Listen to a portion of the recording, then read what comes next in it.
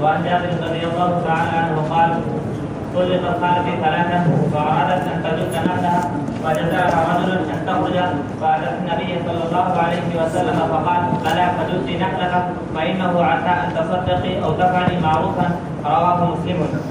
وعن المسور بن مخرمة أن سمية الأسلمية انفست بعد وفاة زوجها بليال. عن جابر رضي الله عنه قال طلقت خالتي ثلاثا فأرادت أن تجد نخلها فزجرها رجل أن تخرج فأتت النبي صلى الله عليه وسلم فقال بلى فجدي نخلك فإنه عسى أن تصدقي أو تفعلي معروفا.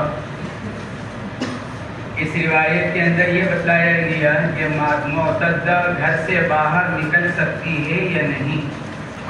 معتدۃ الوفات کے بارے میں تو یہ اتفاق ہے کہ معتدۃ الوفات اپنی ضرورتوں کے لیے گھر سے باہر جا سکتی ہے، البتہ دن میں جائے، رات کا حصہ اپنے گھر میں گزارے جہاں عزت گزار رہی ہے.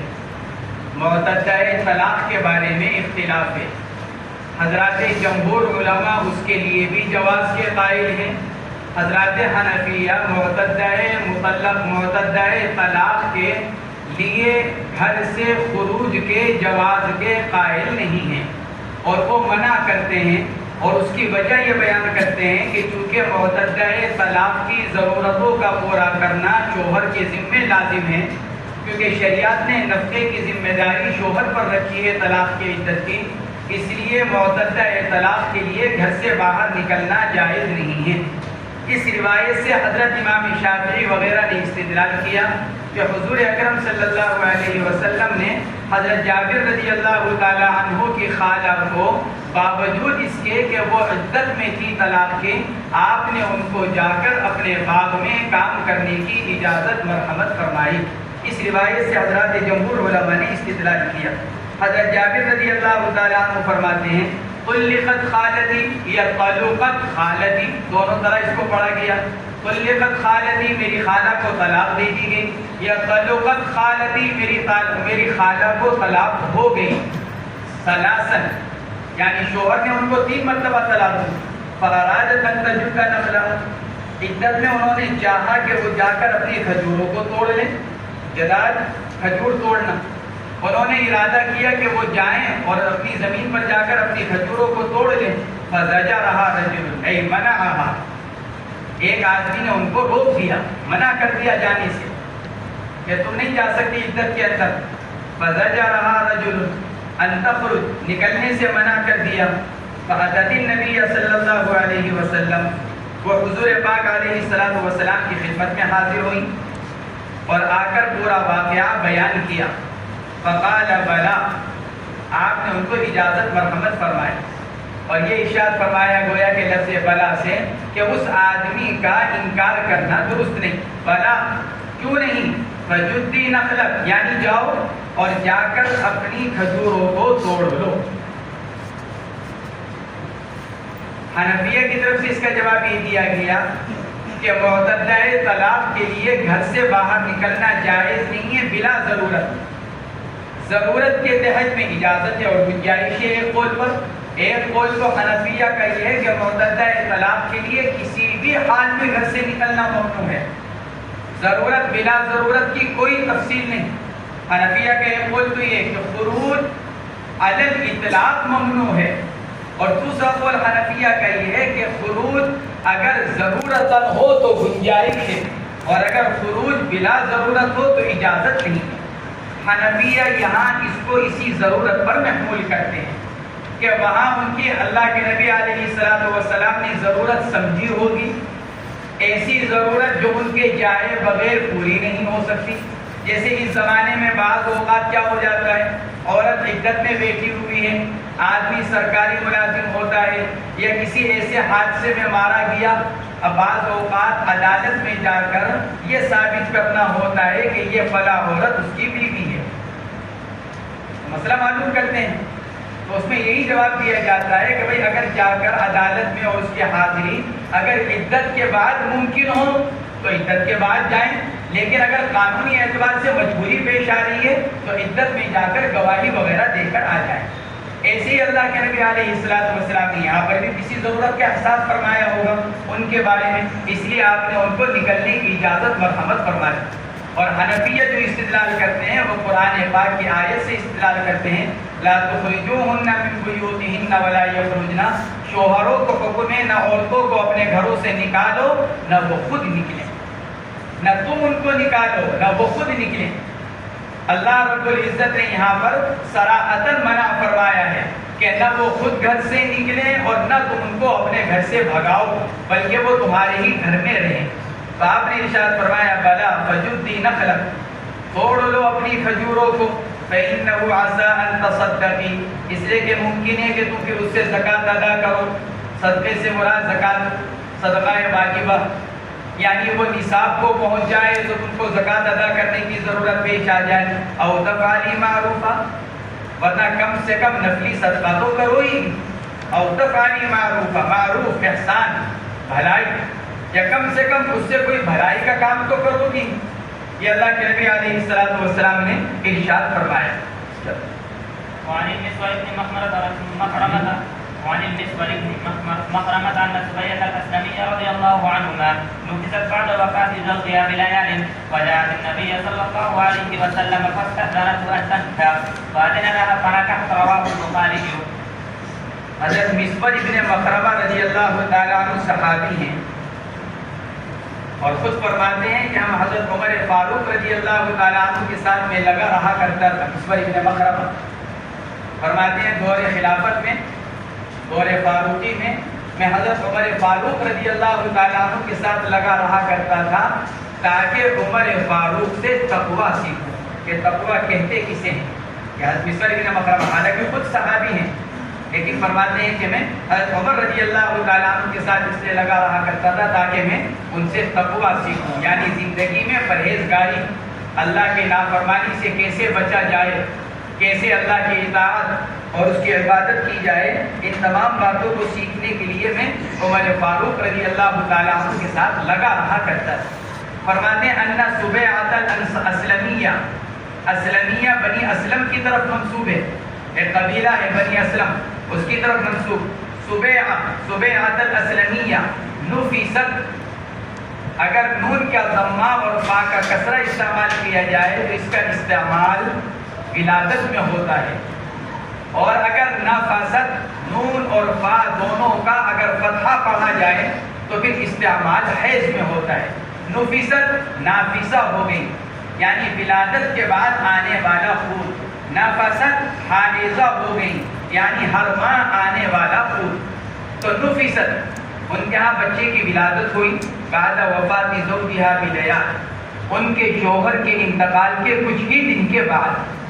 شوہر سعد بن خولہ رضی اللہ تعالیٰ عنہ، شوہر کا نام تھا سعد بن خولہ، انتقال ہوا مکہ مکرمہ میں حجۃ الوداع کے بعد۔ جو حجۃ الوداع ہوا اس کے بعد ان کا مکہ مکرمہ میں انتقال ہو گیا۔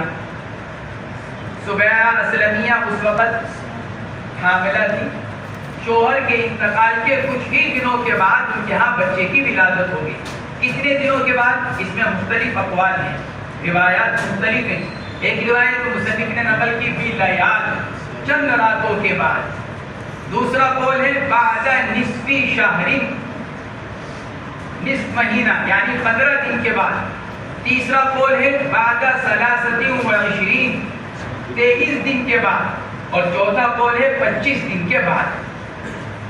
یہ چار قول ان کے ہاں ولادت کے بارے میں نقل کیے گئے۔ بہرحال شوہر کے انتقال کے کچھ ہی دنوں کے بعد ان کے ہاں ولادت ہو گئی۔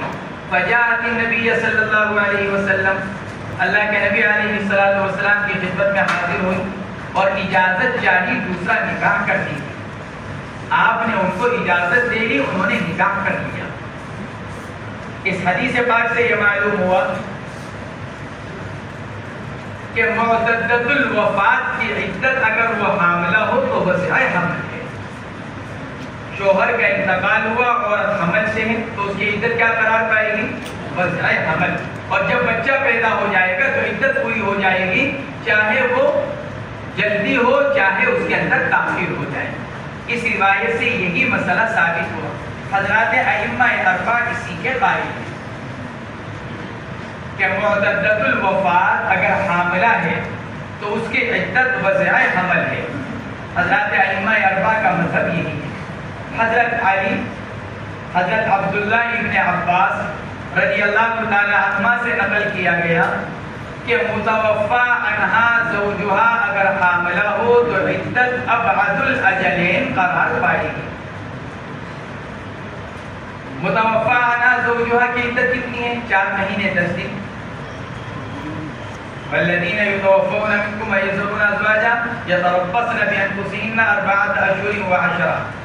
جن کے شوہر انتقال کر جائیں وہ اپنی بیویوں کو چھوڑیں تو بیوی 4 مہینے 10 دن ٹھہرے گی. تو متوفا عنہا زوجہا کی عدت 4 ماہ 10 دن ہے. اور حاملہ ہو تو اس کی عدت وضع حمل ہے. حضرت علی اور حضرت عبداللہ ابن عباس رضی اللہ تعالی عنہما یہ فرماتے تھے اب یہ دیکھا جائے گا کہ ان میں سے دیر سے کون سی پوری ہوگی. مثلا عورت حمل سے تو ہے لیکن ابھی 1-2 ہی مہینے ہوئے ہیں تو فرماتے ہیں اب اس کی عدت وضع حمل قرار پائے گی کیونکہ وضع حمل میں ابھی 7-8 مہینے باقی ہیں. اور ایک یہ کہ ایک عورت کے شوہر کے انتقال ہوا حمل سے ہے اور 7 مہینے 8 مہینے 8.5 مہینے ہو چکے ہیں اس کے حمل کو, مہینہ 1.5 مہینے میں ولادت ہو جائے گی. تو فرماتے ہیں اب اس صورت میں اس کی عدت 4 ماہ 10 دن. اب ابعد الاجلین دونوں مدتوں میں سے جو تاخیر سے پوری ہونے والی ہوگی وہ عدت قرار پائے گی. یہ سیدنا حضرت علی اور حضرت عبداللہ ابن عباس رضی اللہ تعالی عنہما فرماتے ہیں. اور اس کی وجہ وہ یہ بیان کرتے ہیں حضرت علی اور حضرت عبداللہ ابن عباس, اس کی وجہ یہ بیان کرتے ہیں کہ اللہ رب العزت نے سورہ بقرہ کے اندر تو فرمایا وَأُولَاتُ الْأَحْمَالِ أَجَلُهُنَّ, سورہ بقرہ کے اندر تو فرمایا وَالَّذِينَ يُتَوَفَّوْنَ مِنكُمْ وَيَذَرُونَ أَزْوَاجًا, جس میں متوفا عنہا زوجہا کی عدت 4 ماہ 10 دن قرار پائی. اور سورہ طلاق کے اندر جا کر ارشاد فرمایا کہ حاملہ کی عدت کیا ہے؟ وضع حمل. اگر وہ حاملہ ہے تو اس کی عدت وضع حمل. اللہ رب العزت نے چونکہ دونوں باتیں ارشاد فرمائی ہیں, اب اگر اس پر عمل کیا جائے تو اس کے خلاف, اس پر عمل کیا جائے تو اس کے خلاف, لہذا دونوں پر عمل کرنے کا راستہ کیا ہے؟ ابعد الاجلین کو اختیار کر دیا جائے. یہ سیدنا حضرت علی اور حضرت عبداللہ ابن عباس رضی اللہ تعالی عنہما فرماتے ہیں. حضرات جمہور علماء یہ فرماتے ہیں دیکھو معتدہ کی 3 قسمیں ہیں. معتدہ سے مراد معتدۃ الوفات, کیونکہ مسئلہ اسی کا چل رہا ہے. معتدہ کی 3 قسمیں ہیں. نمبر 1 فرماتے کہ معتدۃ الوفات کی 3 قسمیں ہوئیں. نمبر 1 عورت صرف حاملہ ہو,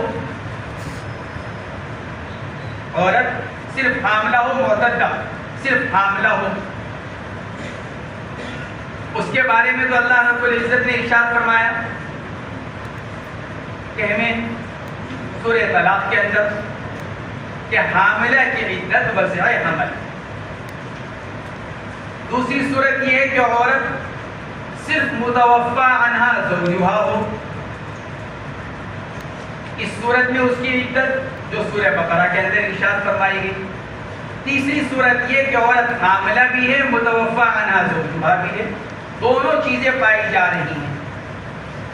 اب اس کے اندر حنفیہ فرماتے ہیں, جمہور علماء یہ فرماتے ہیں کہ جو تیسری قسم ہے کہ عورت حاملہ بھی ہے اور متوفا عنہا زوجہا بھی ہے, تو پھر ایسی صورت میں جو قرآن پاک کے اندر جو عدت کو بیان کیا جا رہا ہے متوفا عنہا زوجہا کے, کہ اس صورت میں عدت وفات کو جو بیان کیا گیا وہ حاملہ اور غیر حاملہ دونوں کو شامل ہے.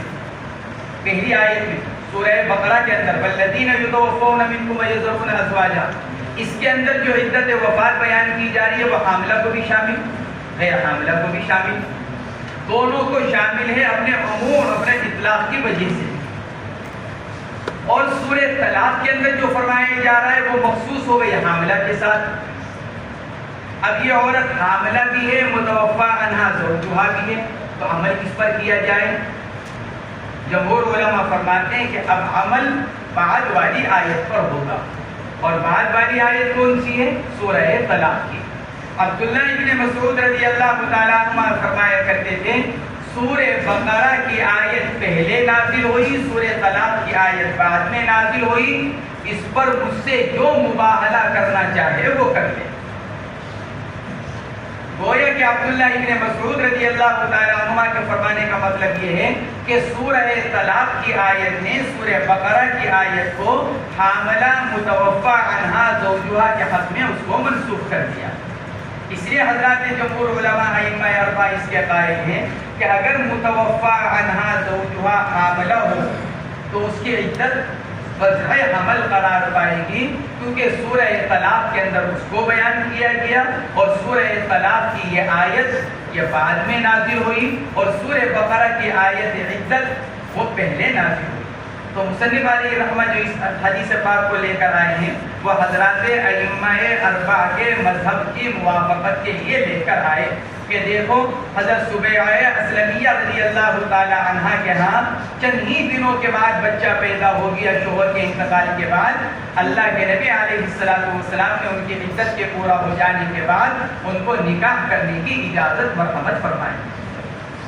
عن ام سلمة رضي الله تعالى عنها قالت جاءت امرأة إلى النبي صلى الله عليه وسلم فقالت يا رسول الله إن ابنتي توفي عنها زوجها وقد اشتكت عينها أفنقتلها؟ فقال رسول الله صلى الله عليه وسلم لا، مرتين أو ثلاثة، كل ذلك يقول لا، ثم قال إنما هي 14 أشهر وعشر. وقد كانت أحد لكن في الجاهلية ترمي بالبعرة على رأس الحول. متفق عليه.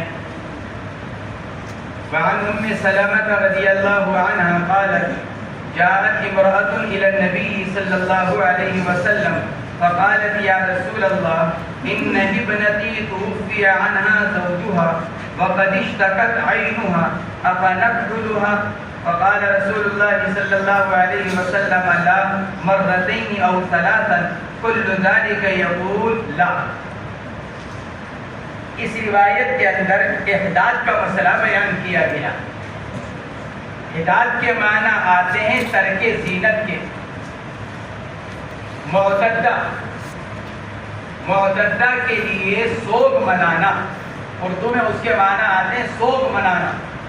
تو معتدہ کے لیے سوگ کا کیا حکم ہے؟ علامہ عینی رحمت اللہ علیہ نے لکھا ہے الاحداد واجب باجماع العلماء، کہ حضرات علماء کرام کا اس پر اجماع ہے کہ معتدہ کے لیے سوگ منانا واجب ہے۔ البتہ اختلاف اس میں ہوا کہ کون سی معتدہ پر واجب ہے اور کون سی پر نہیں، لیکن بہرحال معتدہ کے اوپر سوگ منانا واجب ہے۔ یہ حضرات علامہ عینی رحمت اللہ علیہ نے اس پر اجماع نقل کیا۔ ان روایات کے اندر آگے کئی روایتیں آ رہی ہیں، ان روایات کے اندر اسی کو بیان کیا گیا۔ معتدہ کے بارے میں اسباب زینت سے احتراز معتدہ کے لیے ضروری ہے۔ ان روایات کا خلاصہ یہ ہے کہ زینت کے جو اسباب ہیں ان سے احتراز معتدہ کے لیے ضروری ہے۔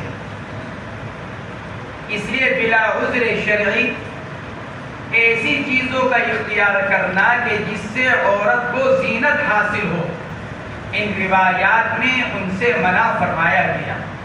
پہلی روایت حضرت ام سلمہ کی، ایک عورت آئی عاتقہ جن کا نام جاءت امرأۃ، عاتقہ ان کا نام، وہ آئی اللہ کے نبی علیہ السلام کے پاس، آ کر عرض کیا کہ میری بیٹی کے شوہر یعنی میرے داماد کا انتقال ہو گیا۔ ان ابنتی توفی عنہا زوجہا، میری بیٹی کے اس کے شوہر کا انتقال ہو گیا، یعنی داماد کا انتقال ہو گیا۔ بیٹی کا نام تو معلوم نہیں ہو سکا، لیکن شوہر کا نام محدثین نے لکھا ہے مغیرہ مخزومی رضی اللہ تعالی عنہ۔ حضرت مغیرہ ان کا نام، ایک تو حضرت مغیرہ ابن شعبہ ہے، یہ دوسرے مغیرہ مخزومی، ان کا انتقال ہو گیا۔ وقد اشتکت عینہا یا وقد اشتکت عینہا، عین میں نون کا ضمہ بھی پڑھا گیا۔ اس صورت میں لفظ عین فاعل بنے گا، وَقَدِ اشْتَكَتْ عَيْنُهَا، اور ان کی آنکھ دکھ رہی ہے. دوسرا ہے وَقَدِ اشْتَكَتْ عَيْنَهَا، اس صورت میں فاعل اشتکت کی ضمیر بنے گی اور عینہا کو اس کا مفعول قرار دیا جائے گا. اور میری بیٹی شکایت کر رہی ہے اپنی آنکھ کی. وَقَدِ اشْتَكَتْ عَيْنَهَا، دونوں طرح اس کو پڑھا گیا. امام نووی رحمہ اللہ کا رجحان ضمے کی طرف ہے. قَدِ اشْتَكَتْ عَيْنُهَا، ان کا رجحان یہ ہے کہ نون کو ضمے کے ساتھ پڑھا جائے. علامہ منذری رحمۃ اللہ علیہ کا رجحان نصب کی طرف ہے کہ وَقَدِ اشْتَكَتْ عَيْنَهَا. شرح نے لکھا ہے کہ مسلم شریف کی روایت میں ہے وَقَدِ اشْتَكَتْ عَيْنَاهَا، تثنیے کے صیغے کے ساتھ. یہاں تو مفرد کا صیغہ ہے، مسلم شریف کی روایت میں تثنیہ کا صیغہ. اگر تثنیہ کا صیغہ مسلم شریف میں جیسے کہ محدثین نے لکھا ہے تو پھر اس سے تائید ہوتی ہے امام نووی رحمہ اللہ کی، کیونکہ اس صورت میں عیناہا اس کا فاعل ہی بنے گا. تو وَقَدِ اشْتَكَتْ عَيْنُهَا أَفَنَكْحُلُهَا، کیا میں اس کی آنکھوں میں سرما لگا دوں؟ یہ اجازت چاہیے، چونکہ بیٹی عدت میں ہے، شوہر کا انتقال ہوا ہے، اس لیے اجازت چاہیے کہ آنکھیں دکھ رہی ہیں تو کیا میں ان کے سرما لگا دوں؟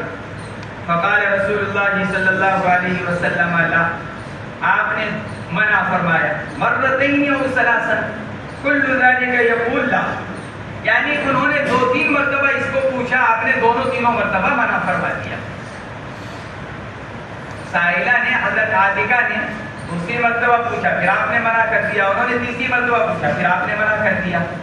ثم قال، پھر آپ نے ارشاد فرمایا، ارے بھائی اسلام آنے سے پہلے تو عدت اتنی سخت تھی تمہارے اوپر اور تم اس کو پورا کیا کرتی تھی. زمانہ جاہلیت میں اسلام کے آنے سے پہلے بھی عدت تھی، لیکن اس کا جو طریقہ تھا وہ انتہائی سخت اور طویل، اور تم اس کو پورا کیا کرتی تھی عورتیں.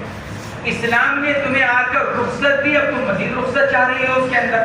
یہ ہے اللہ کے نبی علیہ السلام کے فرمانے کا مطلب. آپ نے ارشاد فرمایا انما ہی اربعۃ اشہر وعشرون، ارے بھائی یہ تو 4 مہینے 10 دن ہیں.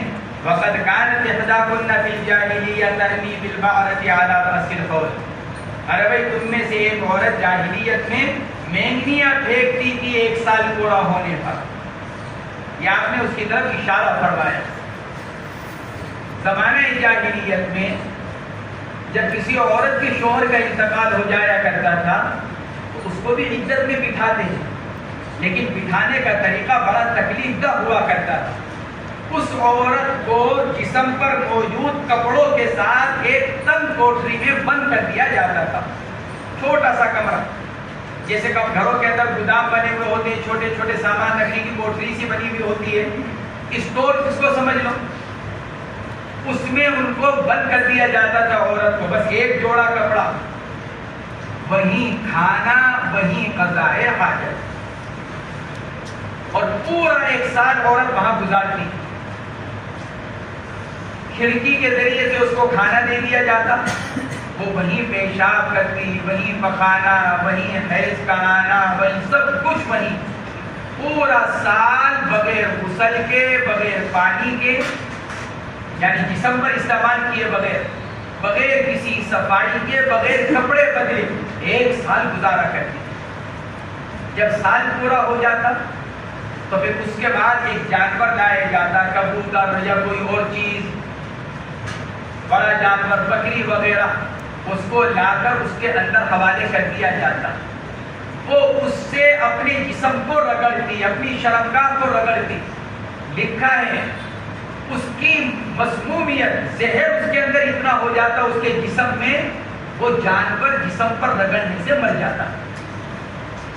پھر اس کے بعد اس عورت کو باہر نکالا جاتا، اور پھر باہر نکال کر اس کو گدھے پر بٹھایا جاتا، اور اس کے ہاتھ میں مینگنیاں بھری ہوئی، اونٹ کی مینگنیاں بھری ہوئی ٹوکرا دیا جاتا، اور پھر وہ ایک ایک مینگنی دو دو مینگنیاں کر کر یوں اپنے سر پہ سے یوں پھینکتی. جب وہ مینگنیوں کا ٹوکرا خالی ہو جاتا اب کہا جاتا کہ اس کی عدت پوری ہو گئی. اسلام نے آ کر اس رسم کو ختم کیا اور عورت کو اس تکلیف سے نجات دی. اللہ کے نبی نے اس کی طرف اشارہ فرمایا. آپ نے ارشاد فرمایا قد كانت احداكن في الجاهلية ترمي بالبحرة على راس الخول. ارے تم تو پورا سال اس حال میں گزارا کرتی تھی جب تو تمہیں اس بارے میں کوئی خیال نہیں آتا تھا. اب اسلام نے آ کر تم کو رخصت دی, تمہارے لیے سہولتیں پیدا کر دی, تم اب بھی اس کو پورا کرنے میں اوپر نیچے ہو رہی ہو. لہذا شریعت کا جو حکم ہے اسی کے مطابق عمل کرو. یہ گویا کہ حضور پاک علیہ الصلوۃ والسلام نے ان کو یہ ارشاد فرمایا. یہاں اس میں ہے کہ انہوں نے سرما لگانے کی اجازت چاہی تھی کہ میں اپنی بیٹی کے سرما لگوا دوں. خوشبودار سرما لگانا تو جائز نہیں, معتدہ کے لیے. اگر ضرورت پیش آ جائے تو بغیر خوشبو کا سرما حضرات حنفیہ اور مالکیہ یہ فرماتے ہیں کہ سرما لگانا جائز ہے, دن میں ہو یا رات میں. اگر ضرورت پیش آ جائے, آنکھ دکھ رہی ہے, عورت کو سرما لگانے کی ہمیشہ کی عادت ہے, اب عدت میں بیٹھ گئی, منع کر دیا گیا, سرمے کی چونکہ عادت تھی لہٰذا آنکھ دکھنے لگی, تو حنفی یا مالکیہ کہتے ہیں سرما استعمال کر لے لیکن بغیر خوشبو کا ہو. حضرت امام شافعی رحمۃ اللہ علیہ فرماتے ہیں رات میں لگائے دن میں صاف کر دیں.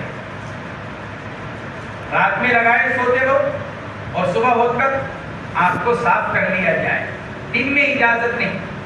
حنفیہ مالکیہ دونوں میں اجازت دیتے ہیں, رات میں بھی دن میں بھی. شافعیہ کہتے ہیں صرف رات میں اجازت ہے, دن میں اجازت نہیں.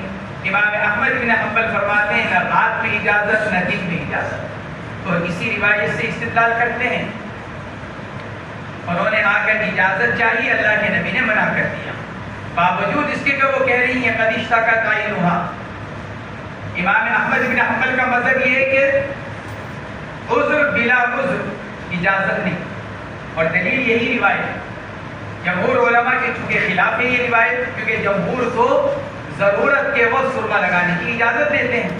تو جمہور علماء کی طرف سے اس کا جواب یہ دیا گیا کیونکہ حضور پاک علیہ السلام کو اس کا اندازہ ہو گیا تھا کہ آنکھ بہت زیادہ نہیں دکھ رہی ہے, مقصد زینت اختیار کرنا ہے. اس لیے اللہ کے نبی علیہ السلام نے ان کو اجازت مرحمت نہیں فرمائی. جمہور علماء کی طرف سے اس روایت کا یہ جواب دیا گیا کہ ہم بوقت ضرورت گنجائش دیتے ہیں. اللہ کے نبی علیہ السلام کو یہ اندازہ ہو گیا ہوگا کہ اس کو اتنی زیادہ ضرورت نہیں ہے, ابھی ابتدا ہے, اگر آگے ہوگی تو ضرورت محسوس ہوئی تو اجازت دے دی جائے گی. اس لیے اللہ کے نبی علیہ السلام نے ان کو منع فرما دیا. وعن حبيبة وزينب بنت جحش رضي الله عنها عن رسول الله صلى الله عليه وسلم قال لا يحل لامرأة تؤمن بالله واليوم الآخر أن تحد على ميت فوق ثلاث ليال إلا على زوج 14 أشهر و10 متفق عليه. یہ چند روایتیں ہیں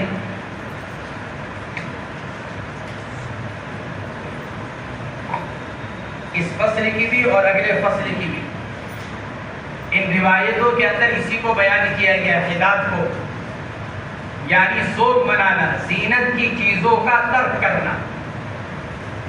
حضرت ام حبیبہ اور حضرت زینب بنت جحش رضی اللہ تعالی عنہما ام المؤمنین ہیں دونوں, رسول اللہ صلی اللہ علیہ وسلم سے نقل کرتی ہیں لا يحل لامرأة تؤمن بالله واليوم الآخر أن تحد على ميت فوق 3 ليال.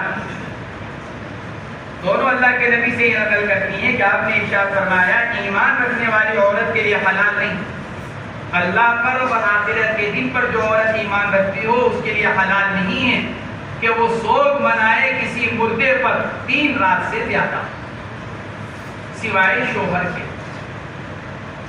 شوہر کا اگر انتقال ہو جائے پھر تو سوگ منانا ہے 4 مہینے 10 دن, لیکن شوہر کے علاوہ اگر کسی اور رشتہ دار کا ہو, والدین میں سے کسی کا انتقال ہو گیا,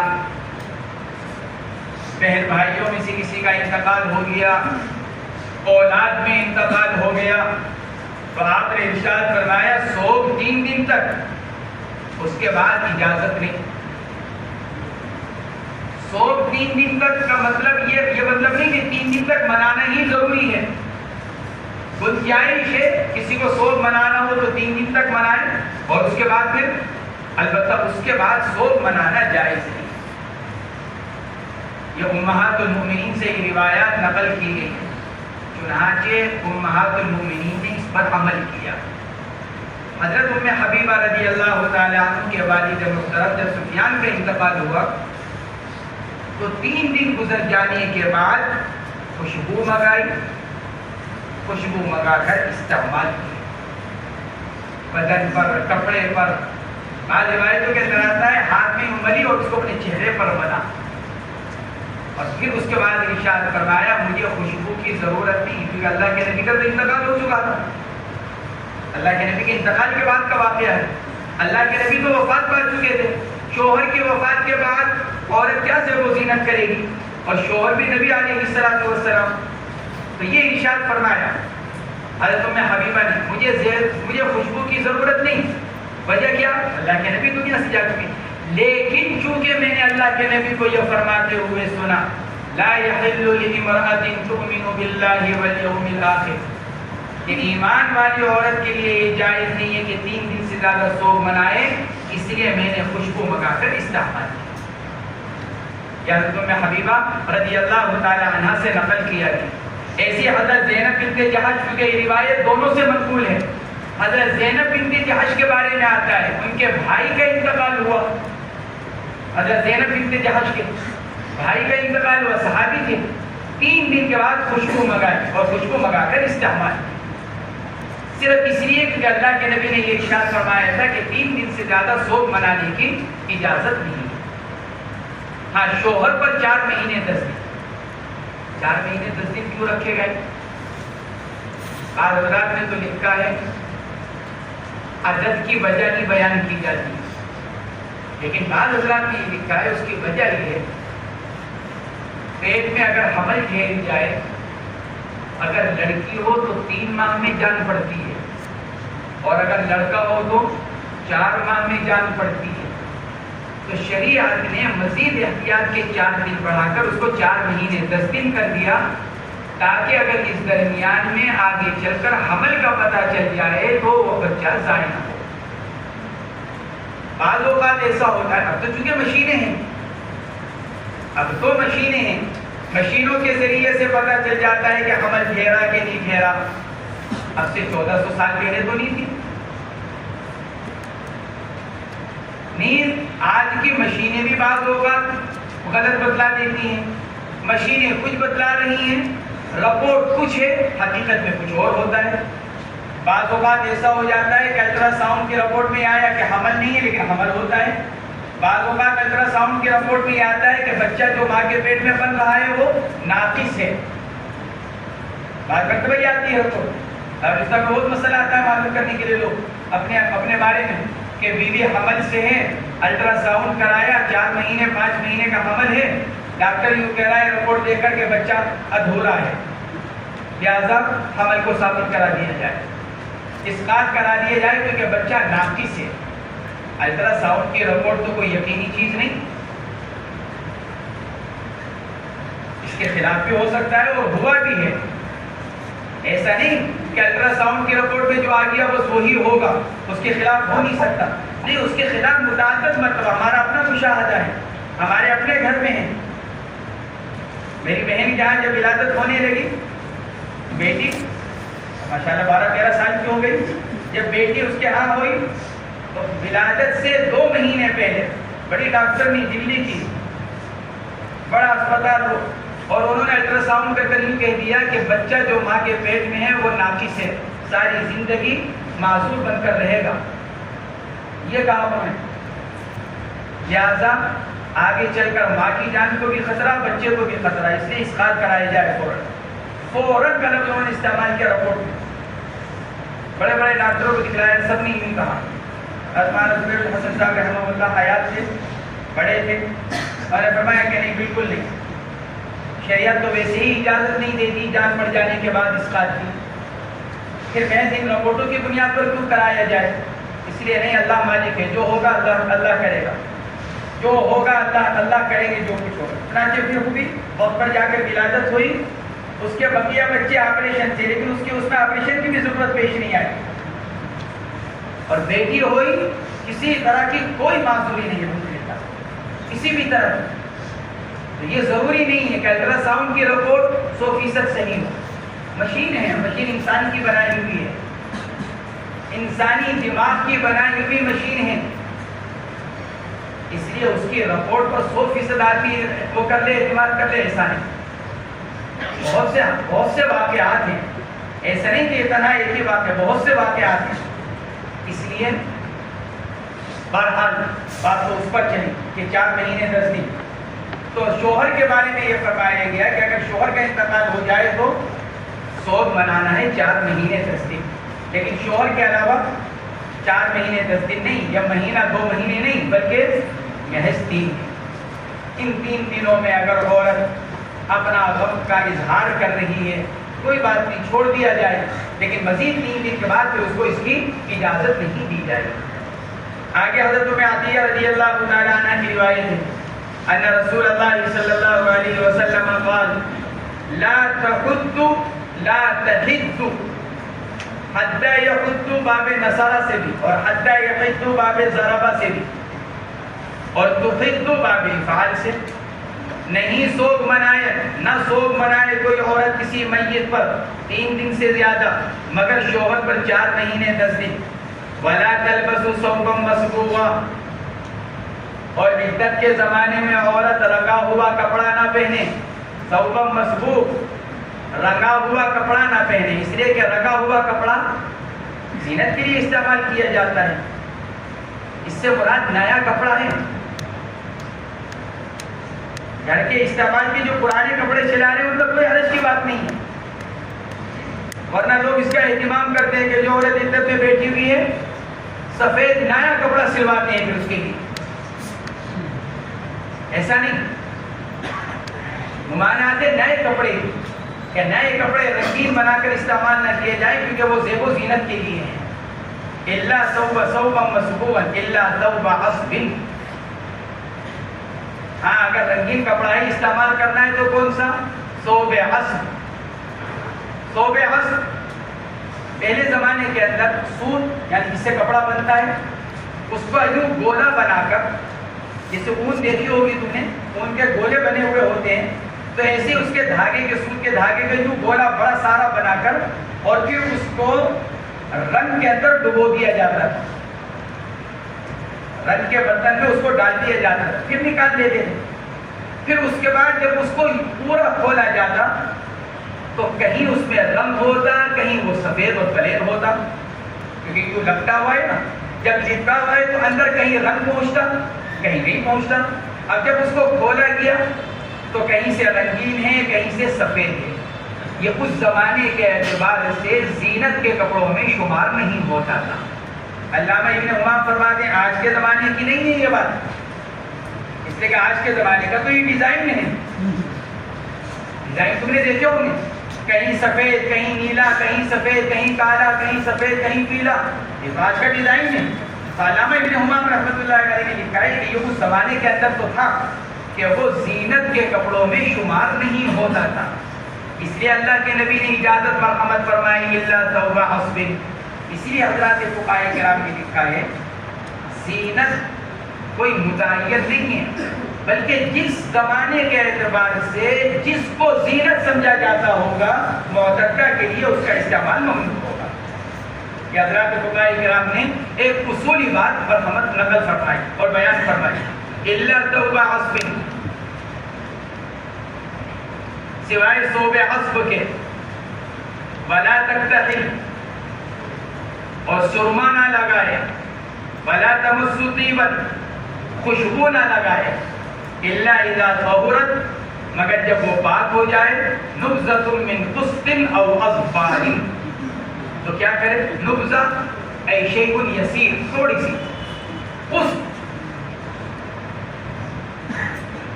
ایک قسم کی خوشبو، قسط ایک قسم کی خوشبو.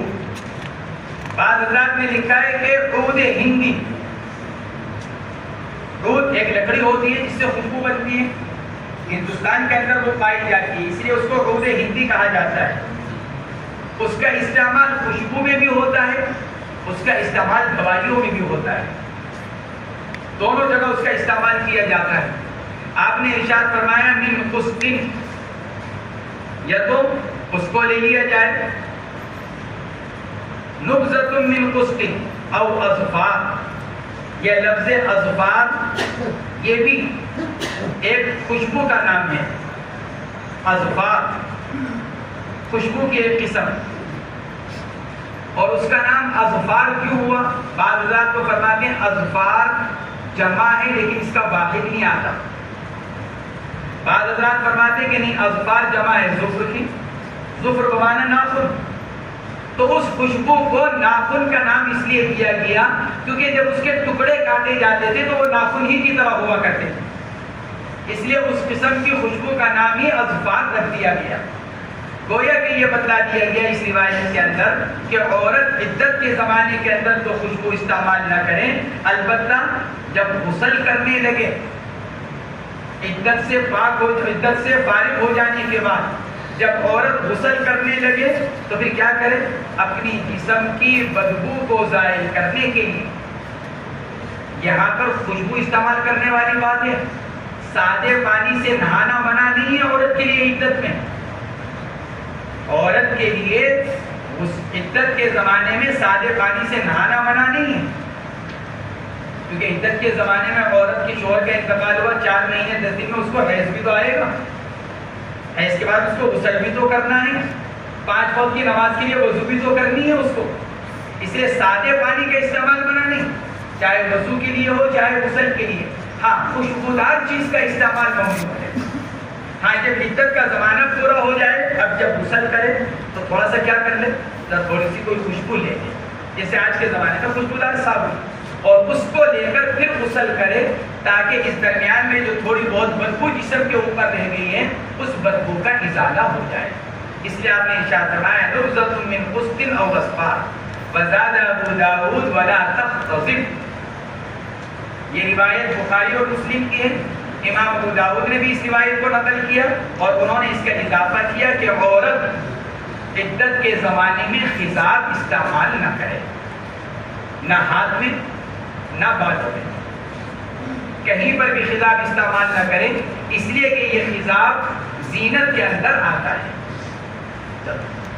الفصل الثاني عن زينب بنت كعب ان القرية بنت مالك بن سنان وهي اخت ابي سعيد الخدري رضي الله عنه اخبرتها انها جاءت الى رسول الله صلى الله عليه وسلم تساله ان ترجع الى اهلها في بني خضرة فان زوجها خرج في طلب اعبد له اباه فقتلوه، قالت فسالت رسول الله صلى الله عليه وسلم فسألت رسول الله صلى الله عليه وسلم أن أرجع إلى أهلي فإن زوجي لم يتركني في منزل يملكه ولا نفقة، قال رسول الله صلى الله عليه وسلم نعم، فانصرفت حتى إذا كنت في الحجرة أو في المسجد دعاني فقال امكثي في بيتك حتى يبلغ الكتاب أجله، قالت فاعترفت فيه 14 و10، رواه مالك والترمذي وابو داود والنسائي وابن ماجه والدارمي۔ حضرت زینب بنت کعب رضی اللہ تعالی عنہ کی روایت، یہ حضرت ابو سعید خدری کی اہلیہ ہیں۔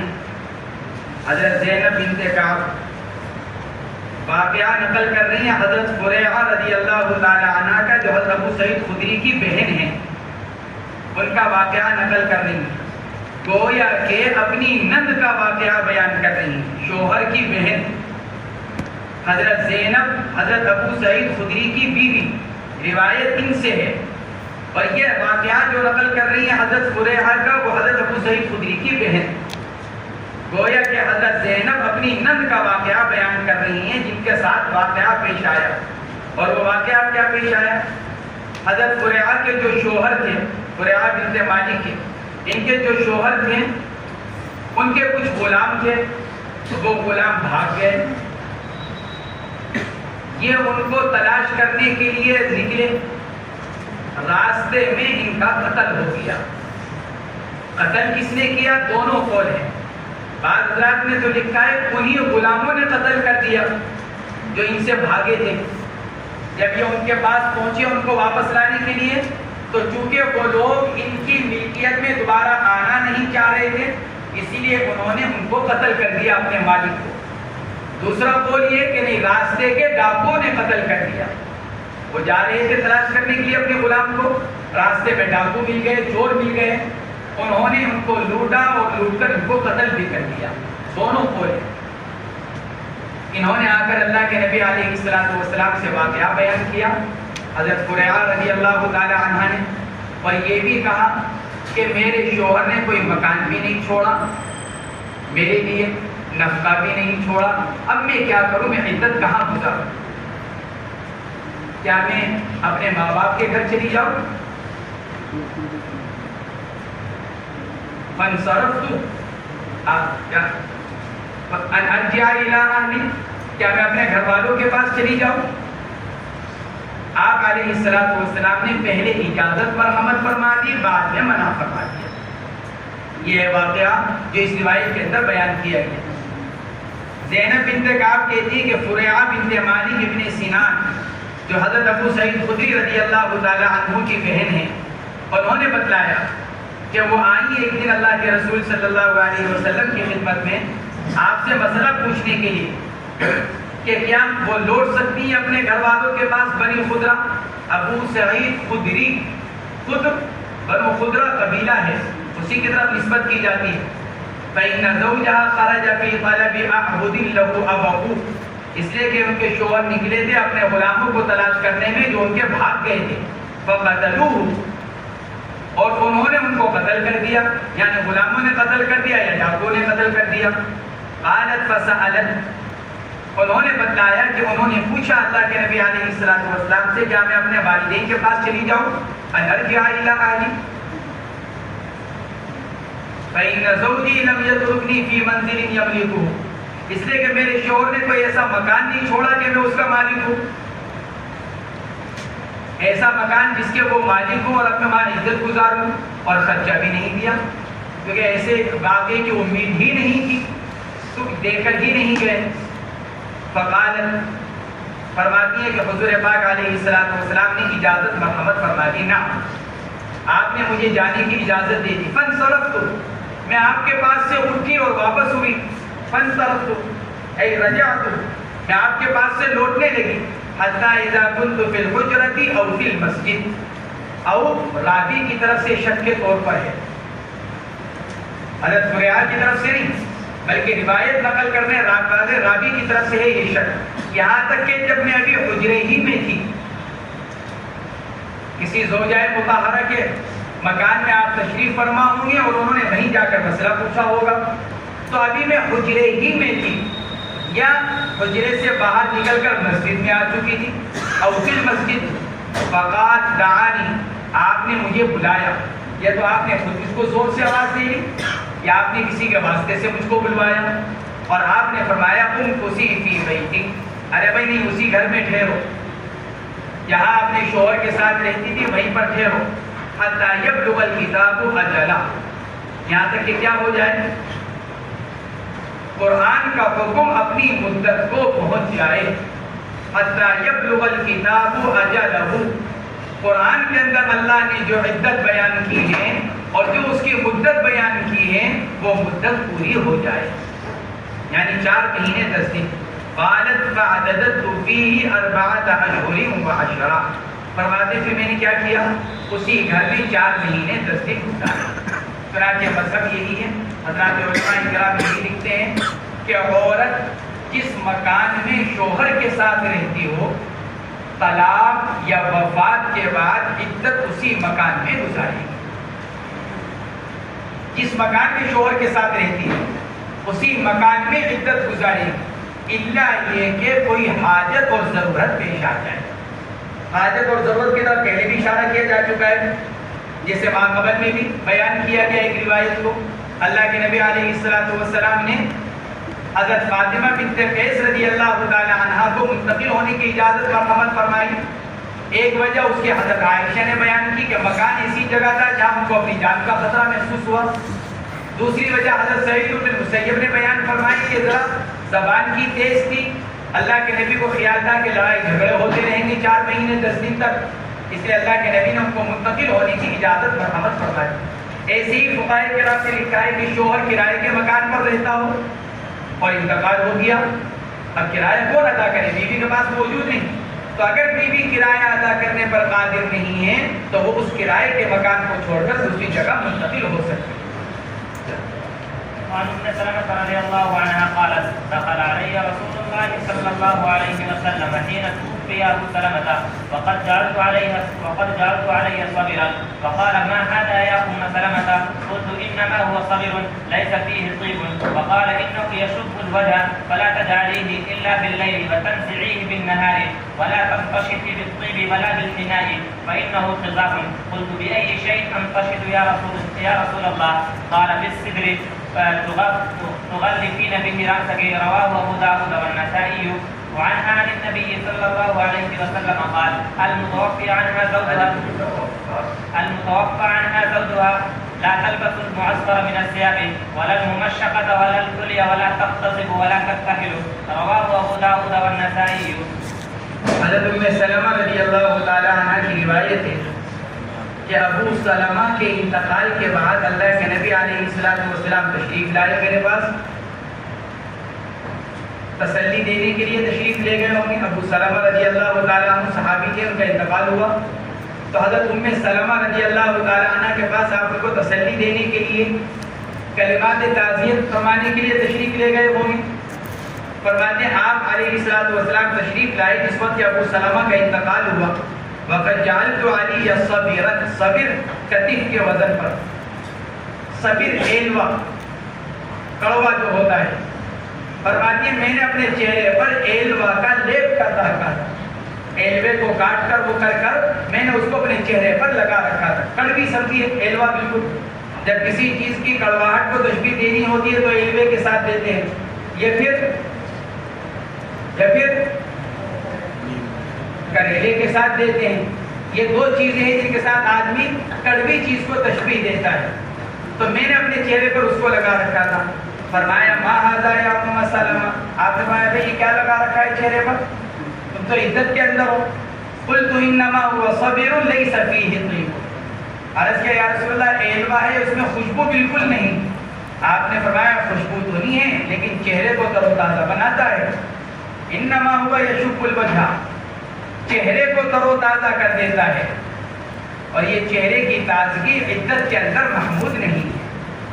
یہ آپ نے ارشاد فرمایا فلا تجعلیہ الا باللیل. اگر تمہیں ضرورتی محسوس ہو رہی ہے، بعض اوقات خشکی ہو جاتی ہے، اگر تمہیں ضرورتی محسوس ہو رہی ہے تو رات میں لگاؤ، دن میں اتارو. یہ نہیں کہ 24 گھنٹے اس کو لگا کر رکھو، یہ دن میں بھی لگا کر رکھو. ولا تمتشطی بالطیب، خوشبودار کنگھی مت کرو، یعنی خوشبو کا تیل مت استعمال کرو. کنگھی خوشبودار نہیں ہوتی، لیکن اگر پہلے سے خوشبودار تیل لگا ہوا ہو اور پھر آدمی کنگھی کرے تو وہ خوشبودار بن جائے گی. اس لیے فرمایا ولا تمتشطی بالطیب، خوشبودار کنگھی مت کرو، یعنی خوشبودار تیل بالوں میں استعمال مت کرو. کیونکہ عورت جب بالوں میں تیل لگاتی ہے تو اس بعد کنگھی بھی کرتی ہے چوٹی باندھنے کے لیے. ولا بالحنہ، مہندی بھی استعمال مت کرو، نہ سر میں نہ ہاتھوں میں، ناخن وغیرہ پر، کیونکہ اس کے اندر بھی خوشبو ہے. فإنه خضاب، خوشبو بھی ہے اور زینت بھی ہے. قلت بأي شيء أمتشط یا رسول اللہ، عرض کیا یا رسول اللہ کنگھی کرنے کی تو ضرورت پیش آئے گی، ورنہ تو بال بالکل ہی سوکھ کر خراب ہو جائیں گے اگر ذرہ برابر بھی اس کے اندر کوئی چیز نہ ڈالی جائے. بأي شيء أمتشط یا رسول اللہ؟ قال بالسدر تغلفين به رأسك. آپ نے ارشاد فرمایا بیری کے پتے لے کر سر پر اتنا ڈال دو کہ وہ تمہارے سر کا غلاف بن جائے. یعنی اتنا ڈال دو اپنے سر کے اوپر بیری کے پتوں کو کہ اس سے بیری کے پتوں کی تازگی تمہارے بالوں کے اندر آ جائے، اور پھر اس کے بعد کنگھی کر لو. وہ آپ نے اس لیے ارشاد فرمایا تاکہ خوشبو والے تیل کا استعمال نہ کرنا پڑے۔ اب اگر موجودہ زمانے کے اندر کوئی تیل ایسا ہو، اگرچہ بڑا مشکل ہے، اس لیے کہ اب تو ہر تیل کے اندر خوشبو ہے، اب تو تیل ہی وہ لائے جا رہے ہیں جن کے اندر سے خوشبو جتنی زیادہ آئے۔ بہرحال اگر ایسی ضرورت پیش آ جائے معتدہ کو کہ بال ٹوٹنے لگے، سر میں کھجلی ہونے لگے، تو اس کے لیے گنجائش ہے کہ وہ بغیر خوشبو والا تیل استعمال کر اپنے بالوں میں لگا لے۔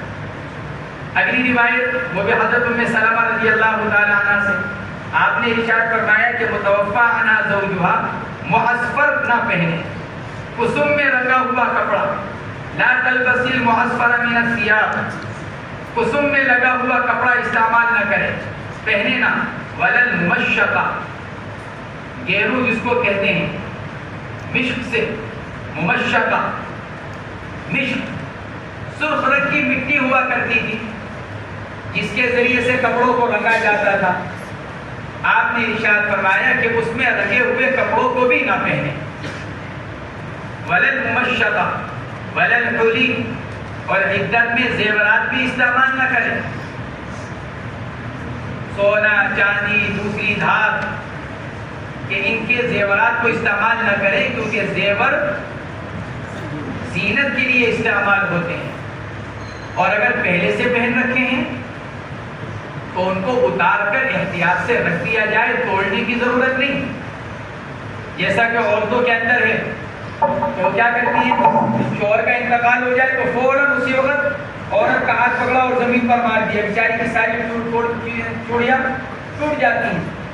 تو اس میں تو مال کا ضیاع ہے، اور مال کے ضیاع سے شریعت نے منع کیا ہے، اس لیے اگر کانچ کی چوڑیاں ہیں تو توڑنے کی ضرورت نہیں، اور دوسرے دھات کی ہیں تو کاٹنے کی ضرورت نہیں، بلکہ اتار کر احتیاط کے ساتھ رکھ دیا جائے، جب عدت پوری ہو جائے اور دوبارہ استعمال کرنا چاہے دوبارہ استعمال کر لیں۔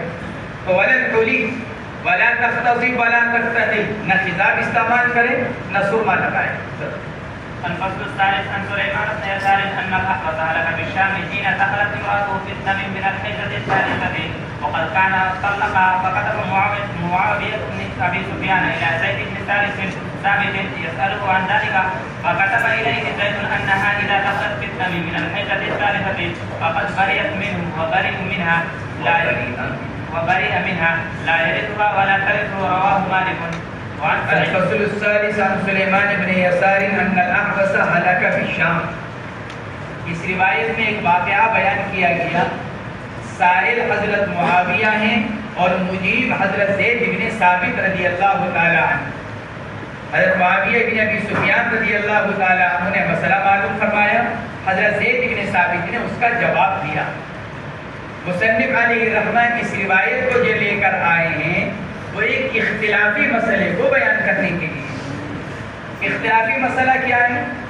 اختلافی مسئلہ یہ ہے کہ جس عورت کو طلاق دے دی جائے تو اس کے اوپر عدت ہے، وہ عدت کیا ہے؟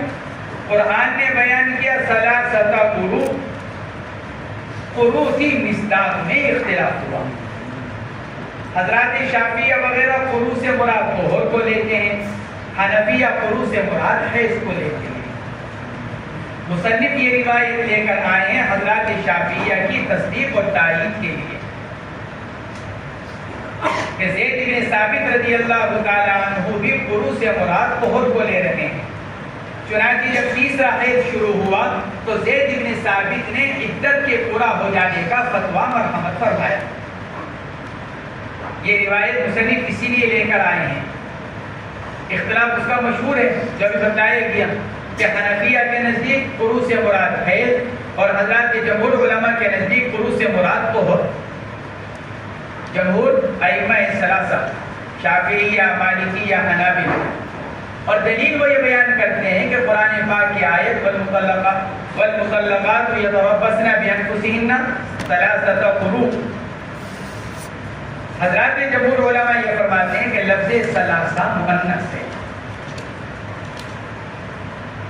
اور لفظ ثلاثہ کا مؤنث ہونا یہ معدود کے مذکر ہونے پر دلالت کرتا ہے۔ جس چیز کا یہ عدد بیان کیا جا رہا ہے اس کا مذکر ہونا ضروری ہے، اور مذکر طہر ہے، حیض نہیں۔ یہ حضرات جمہور علماء فرماتے ہیں کہ لفظ ثلاثہ مؤنث ہے اور اس کا مؤنث ہونا یہ معدود کے مذکر ہونے پر دلالت کرتا ہے، اور مذکر لفظ طہر ہے، لفظ حیض نہیں۔ اگر طہر سے مراد حیض ہوتا تو لفظ ثلاثن مذکر لایا جاتا، کیونکہ اگر عدد مذکر ہوگا تو معدود مؤنث ہوگا، اگر عدد مؤنث ہوگا تو معدود مذکر ہوگا، یہ قاعدہ ہے۔ اس لیے حضرات جمہور علماء اس آیت شریفہ سے یہ استدلال کرتے ہیں۔ حنفیہ کہتے ہیں وضو سے مراد حیض ہے، اور اس کی وجہ وہ یہ بیان کرتے ہیں طلاق مشروع کیا ہے؟ طہر کی حالت میں طلاق دی جائے۔ طلاق کا مشروع طریقہ یہ ہے کہ طہر میں دی جائے، اور حیض کی حالت میں طلاق دینا ممنوع ہے، بدعت ہے، دینے والا گناہگار ہے۔ عبداللہ ابن عمر کو اللہ کے نبی نے رجوع کرنے کا حکم فرمایا اور انہوں نے رجوع کیا، تو طلاق مشروع طہر میں طلاق دینا ہے۔ حنفیہ فرماتے ہیں اور قرآن یہ کہہ رہا ہے کہ عدت کی قروء ہے، اور طلاق مشروع طہر میں طلاق دینا۔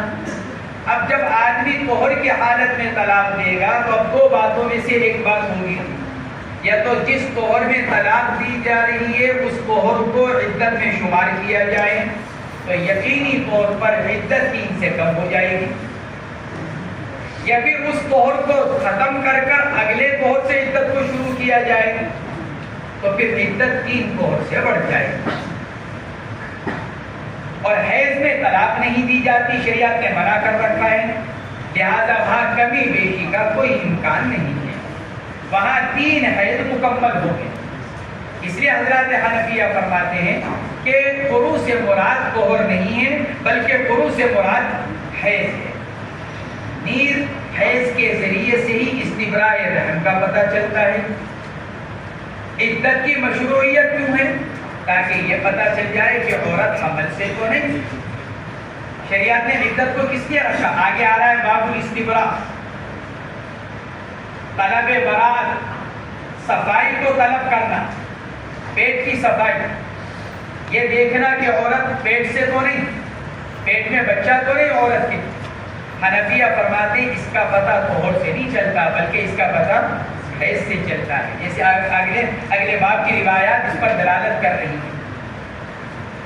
نیز روایت کے اندر صراحتاً آتا ہے، حضور اکرم صلی اللہ علیہ وسلم نے ارشاد فرمایا عدت الامۃ حیضتان، اور اس پر سب کا اتفاق ہے، عورت کی عدت آزاد کی عدت کا نصف ہے۔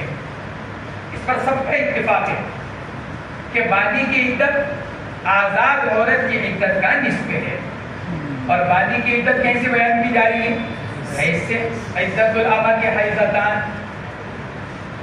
آزاد کی عدت 3 حیض، تو باندھی کی ہونی تو چاہیے 1.5، کیونکہ 3 کا آدھا 1.5 ہوتا ہے، لیکن چونکہ حیض ان اشیاء میں سے ہے جن میں تجزی نہیں ہوتی، اس لیے آدھے کو پورا کر دے۔ جیسے طلاق، کسی کو آدھی طلاق نہیں پڑ سکتی کیونکہ طلاق کے اندر تجزی نہیں، یا تو ایک طلاق پوری پڑے گی یا نہیں پڑے گی۔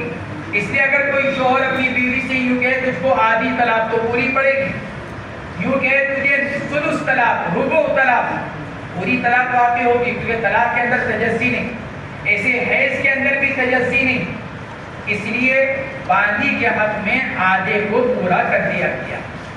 حنفیہ فرماتے ہیں جب اس پر اتفاق ہے کہ باندھی کی عدت آزاد کی عدت کا نصف ہے اور باندھی کی عدت حیض سے بیان کی جا رہی ہے تو آزاد کی عدت بھی حیض سے ہی ہوگی۔ یہ حضرات حنفیہ فرماتے ہیں۔ اس روایت سے استدلال کیا ہے حضرات جمہور علماء نے، ائمہ ثلاثہ نے، کیونکہ حضرت زید بن ثابت رضی اللہ تعالی عنہ نے تیسرا طہر شروع ہو جانے کے بعد عورت کے عدت کے پورا ہو جانے کا فتویٰ مرحمت فرمایا۔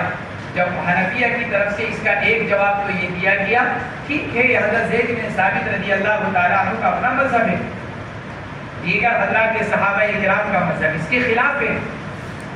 خلفائے اربعہ حضرت ابو بکر، حضرت عمر، حضرت عثمان، حضرت علی، عبادلہ ثلاثہ، عبداللہ ابن مسعود، عبداللہ ابن عباس، عبداللہ ابن عمر، ان سب حضرات سے یہ نقل کیا گیا کہ قروء بمعنی ہے۔ حنفیہ فرماتے ہیں اگر حضرت زید ابن ثابت کا مذہب یہ ہے تو ادھر خلفاء اربعہ اور عبادلہ ثلاثہ کا مذہب یہ ہے۔ آپ نے حضرت زید ابن ثابت کے مذہب کو لیا، ہم نے ان حضرات کے مذہب کو لے لیا۔ نیز اہل لغت میں سے امام اسمعی، امام کسائی، امام اقفل، ان حضرات سے بھی یہی نقل کیا گیا کہ قروء بمعنی ہے۔ ائمہ لغت میں سے امام اسمعی، امام کسائی، اقفل، فرہ، چاروں مشہور عالم امام ہیں لغت کے، ان حضرات سے بھی یہی نقل کیا گیا کہ قروء بمعنی ہے۔ اس لیے حضرات حنفیہ نے اس کا جواب یہ دیا اس روایت کا کہ اگر آپ نے حضرت زید ابن ثابت کے مذہب کو لیا، ہم نے خلفاء اربعہ اور عبادلہ ثلاثہ کے مذہب کو اختیار کر لیا۔ دوسرا جواب یہ دیا گیا خود حضرت زید ابن ثابت رضی اللہ تعالی عنہ کا فتویٰ اپنی اس روایت کے خلاف ہے۔ حضرت زید ابن ثابت رضی اللہ تعالی عنہ سے نقل کیا گیا، فرماتے تھے طلاق الامۃ اثنتان وعدتها حیضتان۔ یہ حضرت زید ابن ثابت رضی اللہ تعالی عنہ نے فتویٰ دیا ایک مرتبہ کہ طلاق الامۃ اثنتان وعدتها حیضتان، جب وہ خود فرما رہے ہیں کہ باندی کے عدت 2 حیض ہیں اور وہ حیض کے ذریعے سے عدت کے ہونے کی صراحت فرما رہے ہیں، تو ان کی یہ روایت مرجوح ہو گئی کیونکہ راوی کا فتویٰ خود اپنی روایت کے خلاف ہو گیا۔ فرماتے ہیں سلیمان ابن یسار سے منقول ہے کہ احوص کا انتقال ہو گیا، ملک شام میں گئے ہوئے تھے۔ حین دخلت امرأته فی الدم من الحیضۃ الثالثہ، جس وقت ان کی اہلیہ تیسرے حیض میں داخل ہوئی اور حال یہ ہے کہ ان کے شوہر ان کو طلاق دے چکے تھے، فکتب معاویہ بن ابی سفیان، شوہر نے ان کو طلاق دے رکھی تھی، وہ طلاق سے عدت گزار رہی تھی۔ جب ان کا تیسرا حیض شروع ہوا تو شوہر کا انتقال ہو گیا، تو اب سوال یہ پیدا ہوا کہ کیا ابھی یہ عدت میں ہے کہ عدت طلاق منتقل ہو جائے عدت وفات کی طرف، یا ان کی عدت پوری ہو چکی ہے اور علیحدگی ہو چکی ہے؟ یہ مسئلہ کھڑا ہوا۔